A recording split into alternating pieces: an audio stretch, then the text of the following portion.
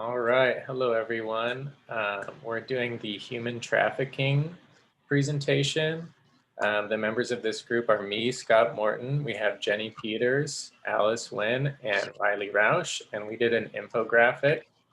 So let me share that with you guys. Okay. And Jenny, you go first. Just kind of touch base since we are talking about human trafficking. It's just kind of explain what it is. It's a crime that involves compelling and coercing a person to provide labor or services or to engage in commercial sex acts. I know, like with us nowadays, we predominantly know it as human trafficking for sex acts.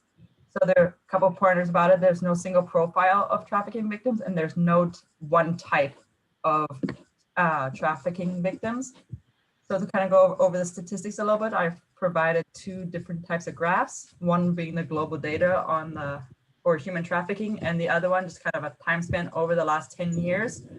What kind of sex trafficking, or not sex trafficking, what kind of human trafficking has been occurring over the past 10 years? Statistically, there's between 20 million and 40 million people today in modern slavery, which is considered to be one of the aspects of human trafficking. The human trafficking earns global profits of roughly 150 billion a year, 99 of which comes from sexual exploitation. Globally, estimated 71% of enslaved people are women or girls, and the boys account for the other 29%. In 2018, over half of the criminal human trafficking cases active in the US were sex trafficking cases, and they involved children, actually involved only children. And advocates are reporting that it's a growing trend through social media and other platforms to try to recruit them. If you look over at the Global Hub, it kind of just has a larger photo of kind of where the majority of the cases are. There's 108,000 individual cases and 164 countries of exploitation. And this is going across 175 nations. As you can see, in the US, we do have a large amount, as well as in like Central California. The other graph explains, like I said before, the exploitation types among identified victims of trafficking between 2007 and 2017. There was a gradual decline of sexual exploitation, which was the orange line, and it dropped down to 10,000, and then it spiked back up in 2015 as social media picked back up. The other ones, as forced labor, have decreased, as well as the other kinds of exploitations. Riley. I think we're going to have Alice go next. Alice. Go ahead, Alice. Okay, so I'm going to talk about the public and psychosocial impact of human trafficking. So one of the most well-known forms of human trafficking is sex trafficking. Roughly 800,000 individuals are transported across international borders annually, and about 80% of these individuals are women and girls. Human trafficking, or more specifically, sex trafficking, is a public health issue. This is a $32 million industry, and individuals who are exploited have a higher risk of contracting infectious diseases. A lot of the individuals who enter the sex trafficking industry are more likely to acquire infectious diseases such as gonorrhea, syphilis, UTIs, and HIV. Additionally, many of them acquire fatal infections such as tuberculosis, hepatitis, and pneumonia. And because of their close living quarters, the rate of transmission increases as well. This is also a public health issue because a lot of the individuals who break free from sex trafficking also experience some form of physical and/or sexual abuse, and they suffer from long-lasting debilitating injuries such as TBIs, also known as traumatic brain injuries. Additionally, sex trafficking has a psychosocial impact. A lot of girls or women who leave sex trafficking suffer from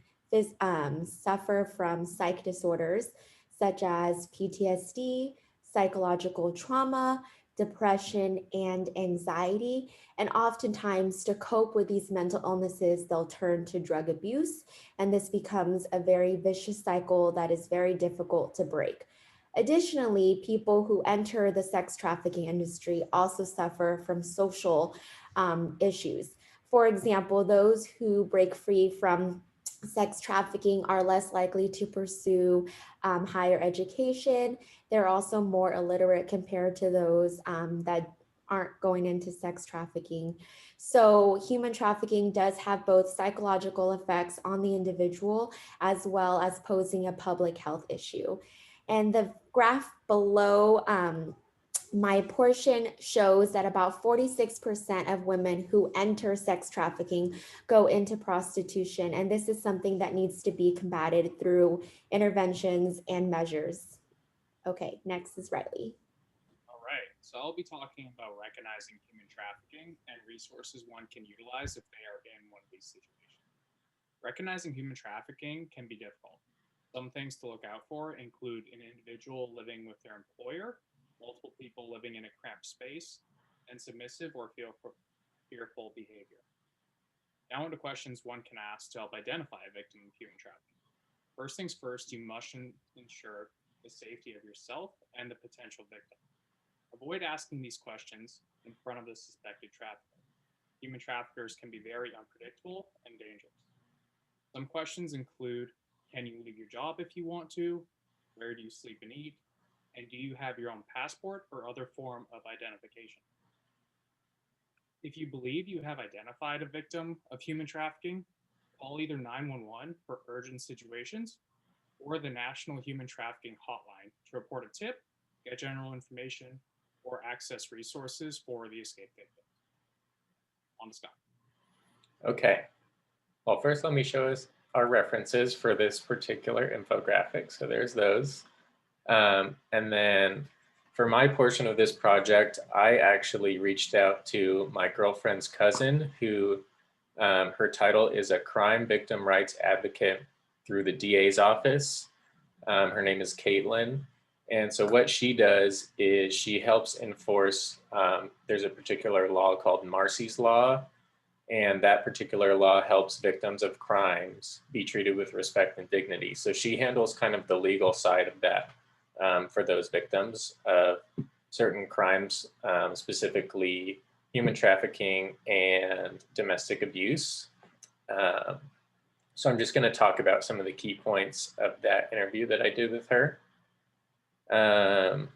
So some of the major victims that she works with are people under the control of pimps. And so she explained to me that there's two kinds of pimps. There's like a pimp who's like the boss who has many women working under him.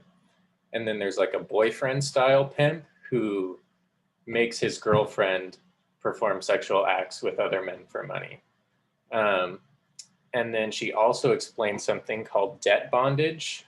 So what debt bondage is if you think of the stereotypical like happy ending massage parlor, they bring in women from other countries to come perform these acts for money. But these women are forced to do these sexual acts in order to pay off their debt bondage, so the people who are controlling them are saying that they owe them lots of money for bringing them to America, so they have to pay off their bondage by performing these acts.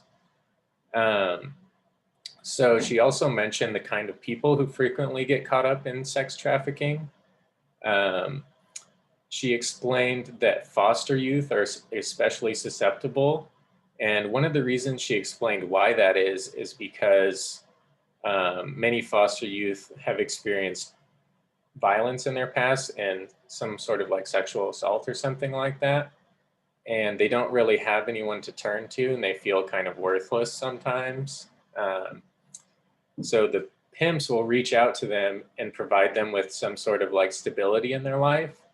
And if they've been forced to perform sexual acts in the past through like domestic abuse, they almost become desensitized to it and they start to feel numb to it. And it's not as big of a deal to have to perform those acts in order to have like a safe place and to be treated well by their pimp than to like stand up for their own dignity, if that makes sense. And then she explained that there are some circumstances where like your typical psychologically healthy person does get caught up in sex trafficking. One kind of scary story that she shared with me was there was a girl who went to like a dance club, and someone walked up to her and told her that she was really pretty and that she should work for his modeling agency. Uh, so she was excited, obviously, like she wanted to work for the modeling agency, but through the modeling agency, the person gained leverage over her by having her fill out like HR paperwork, which revealed where she lived, where her parents lived, information like that. And then he would threaten her, if you don't perform these sexual acts, then I'm going to kill your family or things like that. So she kind of got sucked in that way. And thankfully, they were able to get her out of the life, but it was a very traumatic experience for her. And then one major thing that she iterated in terms of the victims is it's really hard to get victims out of the life. One, they're difficult to find because someone has to notify the police that this person is a victim and this is what's happening to them. That doesn't happen very often. And then when they do find these people, many of them don't want to get out of the life. They want to stay in the life. That's all they know. And like with the example of these foster youths, it's the only like family that they've had. So many of them prefer to stay there. And so what she mentioned is even if she can't get the person to try to reach out for help, she'll plant a seed in their mind so that way if they do start to want to get out of the life, they'll know where to reach out to. She gave me some information on organizations who help these kind of victims. So she does the legal side, but then there's organizations who help with the more like personal side. One that she mentioned to me was called Forever Found. And so they help with like housing, they help find the victim like normal jobs, healthcare, all sorts of stuff like that to just get them through the transition into normal life. So yeah, it was a really interesting experience getting to talk to someone who directly worked with those kind of victims. And that's all we have for this presentation. So thank you for listening. And here, let me stop sharing my screen here. So thanks for listening and bye. Bye, everyone.